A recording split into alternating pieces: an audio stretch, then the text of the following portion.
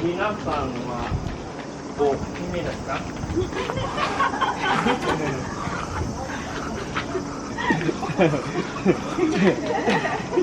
冗談だけど。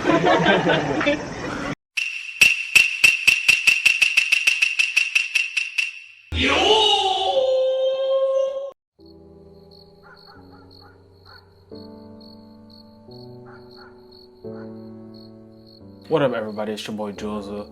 I'm here with another video today which is about rejection. Rejection from Japanese girls in particular. A lot of guys who go through my course, how to get a girlfriend in 24 hours. But the thing with girls is, even though they know what's gonna happen, they don't want you to verbalize it, they don't want you to kind of like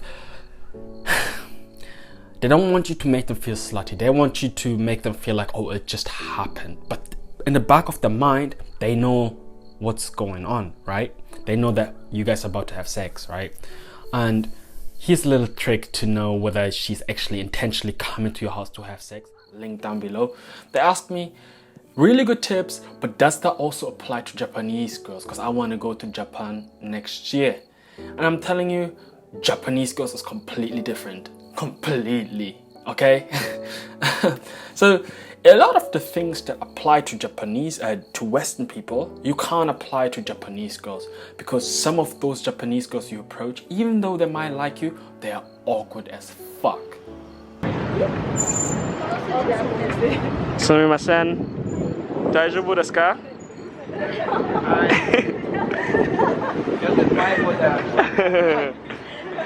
Daijoubu desu ka? Japanese people, I didn't even say anything about the camera. I just said, hey, what's up? And they were like, okay. And you want to kind of like cater to them. You can't really apply what works in our society to their society, because it's unheard of to approach someone, right? That's why I usually like bars where alcohol is involved. It kind of reduces their awkwardness. But let's say you don't drink, because a lot of y'all don't drink, don't party, don't do anything, but you still want to go to Japan and get those Japanese cheeks, right? Tip number one, you do not have to necessarily speak Japanese to actually pick up Japanese girls. If you foreign, usually that is enough, but you have to go, there's ways to go about it. For example, here I've been not so good with my Japanese at all. Like, I just know like broken Japanese, and she was completely okay. でも私は I'm very bad with names. Later. Raira? Later. 私はハロー。私は how do you say it? 私はライラさんは綺麗な女の人と思います。Wow.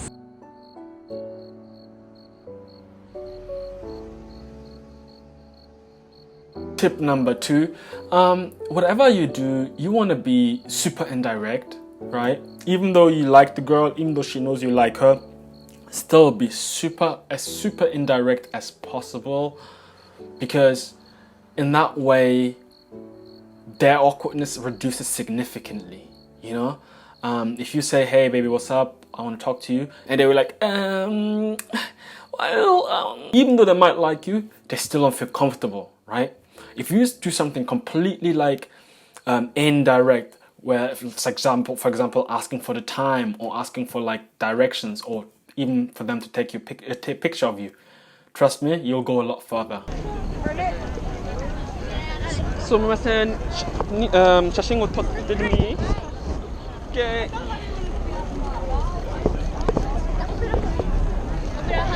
はい。もっとあそこOK です。お、ごめん。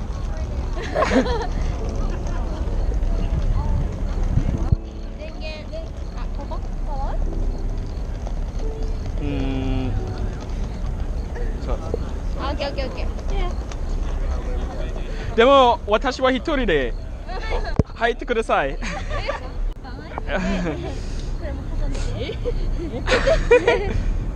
チーズ。Basically, what I did is I came under the radar and made some new Japanese friends. The little one was pretty cute, still hella cute. I'm telling you right now. Tip number 2, know your personal space. Don't approach them all like all excited or energy. Be low energy and keep your personal space, because again, they're so fragile, they're so scared, and just be considerate, you know, be delicate, because they are like, their sensitivity to social situations is 10 times of yours. Like, even though you might have social anxiety, they're super sensitive, not only of like you approaching, but of what other people might think. You get what I'm saying? That's the key, because in Japan there's a huge shaming culture. You know, if you go for a black guy or for a white guy, sometimes it's a huge shaming culture, and so you want to be sensitive and don't come off as too strong, right? Rather too weak than too strong.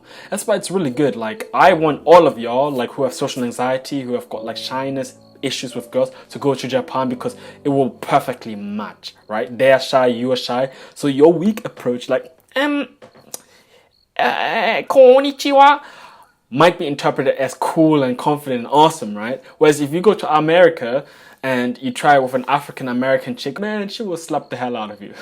It's like, hey, you weenie. Sometimes if you do speak Japanese, a direct approach is fine as long as the context allows for it. For example, in the following clip, the girls were dressed in really, really like unique clothing. And what I did instead is I went directly and said, man, you guys look like princesses, man. Are you guys princesses? And even though it was a little bit awkward, they took it really well. 皆さんはお決めですか？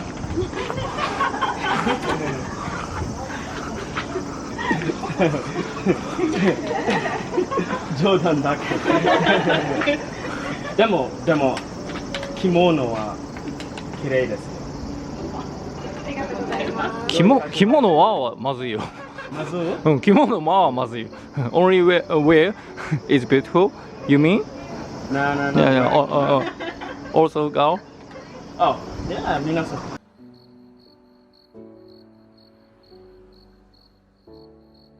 So moving on, again, with Japanese chicks, circumstances out of your control may actually determine how well you do with Japanese girls, right? I've got a video here. You want to check out more like about yes, no, maybe people, how to kind of like take rejection, right?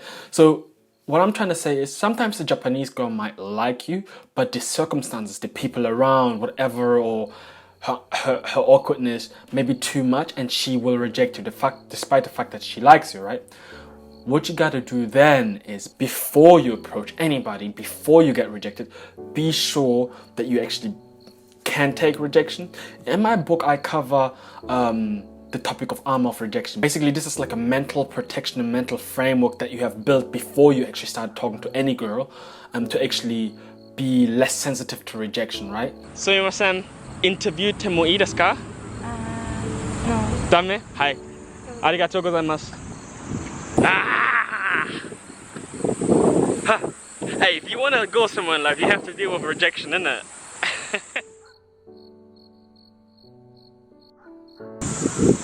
Hi.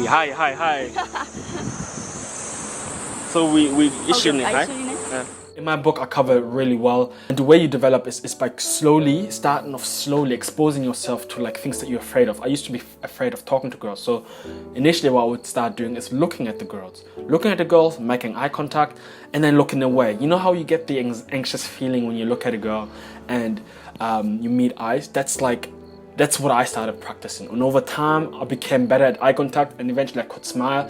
Sometimes even like later down the line I was able to say hi. And sometimes when you're trying to look a girl in the eye and she doesn't look back or looks away like annoyed, that's like a small form of rejection in a way. It feels a bit like you've been rejected, but it's not as explosive, it's not as aggressive as the actual rejection.